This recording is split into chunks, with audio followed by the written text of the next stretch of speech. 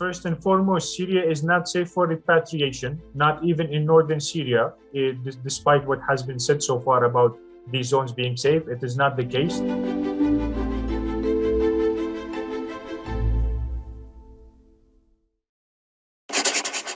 Kendileri arzu ettikleri zaman vatanlarına dönebilirler. Ama biz onları asla bu topraklardan kovmayız ve kovmayacağız. Bunu da bilesin.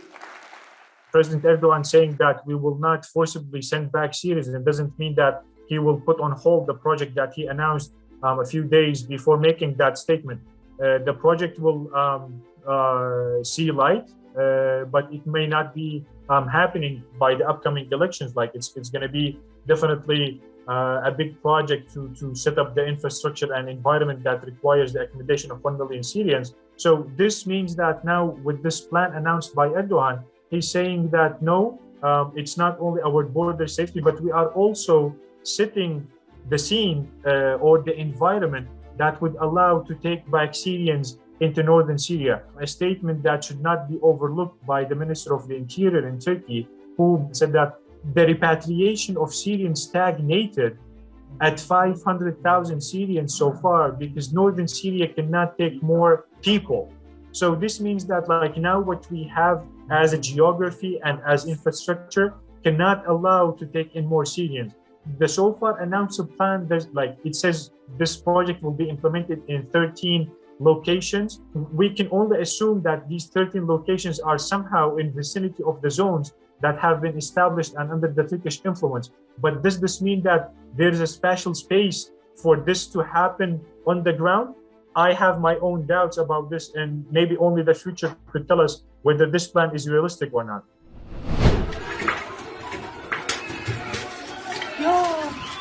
I think if the economy does not recover from the dwindling performance that it has been going through since 2018, more anti-refugee and anti-asylum seeker sentiment will definitely grow in the coming months and in the coming years. And back to the point you raised about the opposition. The opposition, yes, is let me say, forwarding its promise in a more blunt and straightforward way by saying that if we come to power, we will sit down with Assad and we will also help in the reconstruction of Syria, so Syrians could actually have a dignified life to go back to.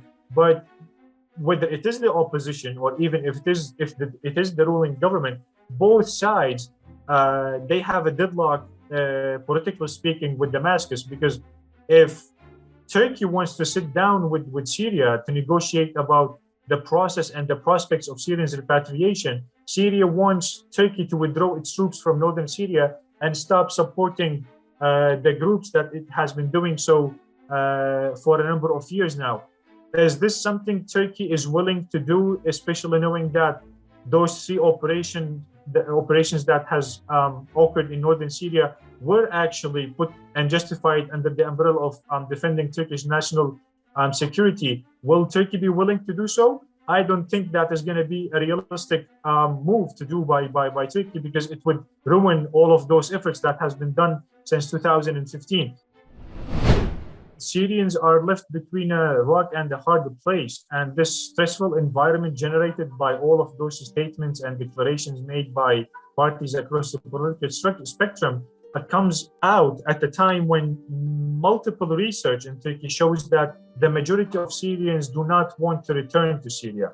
And if this pressure continues by these political statements, and if in reality practices started taking effect on the ground, we might see movements toward the Aegean side of the country, where Syrians unfortunately might have to risk their lives once again to reach Europe, and nobody wants to have those images of babies and people drowning once again.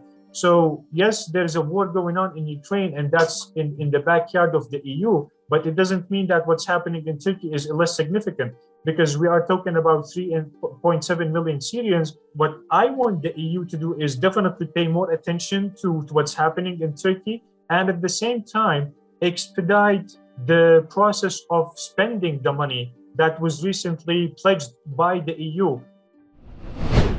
Turkey could definitely do a better job at reducing the social tension by shedding further light on the contributions of Syrians in Turkey. And I would just give a small example. A group of 125 Syrian companies in Gaziantep, they have contributed to 5% of Gaziantep's 10 billion exports last year. How many people in Turkey and outside of Turkey know about this? I have no idea. But this just comes to show us that there is potential and contribution that needs more and more attention, to say that actually there are Syrians, many Syrians contributing to the well-being of Turkey economically, socially, and even scientifically speaking. And definitely the EU could do something more than sending money to Turkey. If we are to talk about promoting the European way of life, it means that we need to have more slots to resettle not only Syrians, but also other vulnerable groups to the EU. 27 EU member states could definitely take more than 35,000 people who have been resettled to the EU since 2016.